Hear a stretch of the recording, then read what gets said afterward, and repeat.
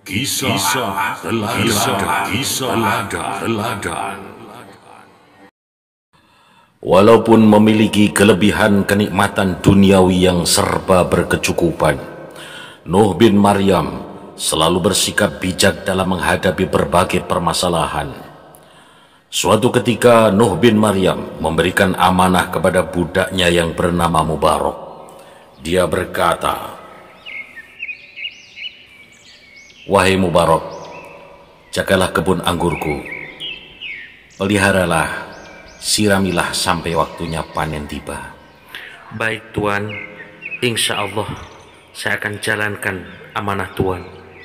Selanjutnya, Mubarak pun bermukim di kebun anggur sang majikan dan memelihara kebunnya. Hari berganti hari, minggu berganti minggu, bulan berganti bulan, tahun berganti tahun, sehingga Mubarak telah bekerja di kebun Nuh bin Maryam selama beberapa tahun.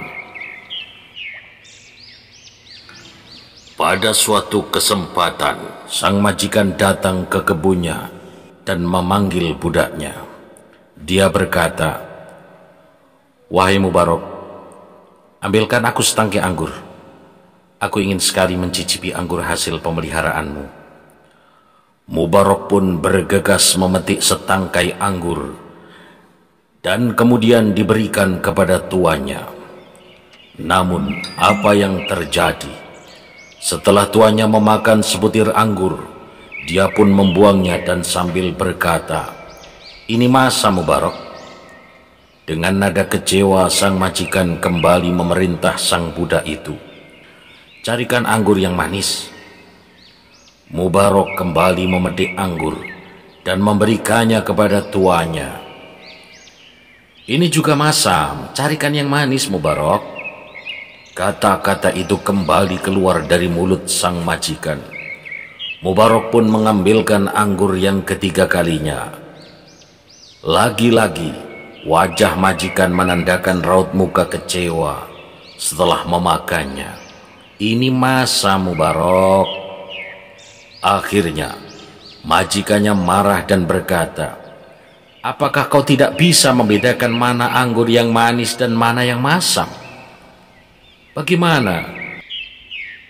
Lalu Mubarak berkata, "Tuan, saya tidak bisa membedakan mana anggur yang manis dan mana anggur yang masam, Tuan, sebab saya tak pernah mencicipinya."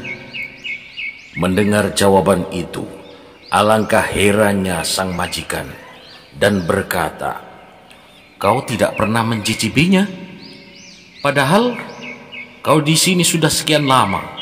Aku tugaskan menjaga kebun ini." "Iya Tuan, Tuan menugaskan saya untuk menjaganya, bukan untuk mencicipinya kan? Karenanya saya tidak berani mencicipinya walaupun satu buah Tuan," jawab Mubarak. Nuh bin Maryam akhirnya tidak jadi marah. Persoalan tidak mendapatkan anggur yang manis terlupakan begitu saja.